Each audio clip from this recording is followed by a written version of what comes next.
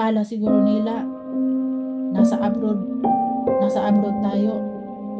Marami tayong pera. Wala kaming pera, kaya nga kami andito sa abroad. Paano ako magkaroon ng pera dito sa Korea? Wala akong trabaho. Paano ako makatrabaho dito sa Korea? May sakit ako, may cancer ako. Patuloy pa akong nagpagaling. Yung sakit ko stage 4 ha. Yung pamilya ko walang nakaalam. Patuloy akong nagpagaling. Madali akong ma-stress.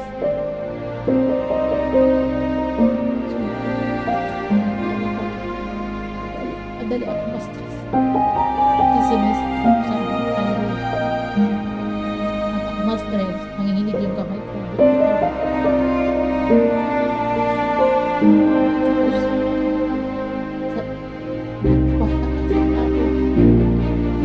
Akala mo, panindigan niya yung sinabi niya kasi nangako siya.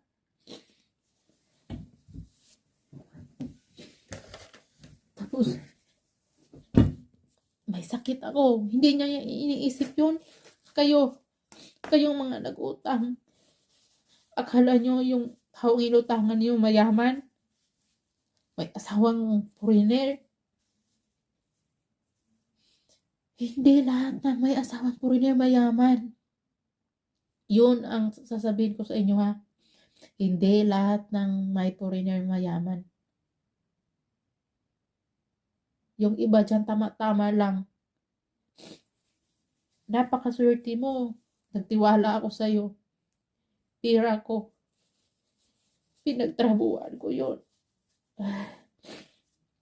Pamilya ko nga, hindi ko pinautang. Hindi ko pinautang, hindi ako nagtiwala sa pamilya ko kasi ayaw ko na magkagulo kami ng pamilya ko. Minsan, sabi ng pamilya ko, pautangin ako. Sabi ko, wala akong pera. Binuhay lang ako ng asawa ko dito sa Korea. Hindi talaga ako nagpautang kasi ayaw ko na mangyari yung inaakala ko ba na hindi na ako babayaran tapos mag-aaway, tapos magkukulo. Ganun talaga, di ba? Hindi ako nagpautang sa pamilya ko. Sa ibang tao nagpautang ako, nagtiwala ako. Dahil naawa ako sa kanya, may sakit siya, sabi niya, ganun. Sobrang stress niya, wala siyang pera, hindi siya makapag-utang din kasi kung mag-utang siya sa sa iba, mayroong interest, kaya naghahanap siya ng mayroong maawa sa kanya na walang interest.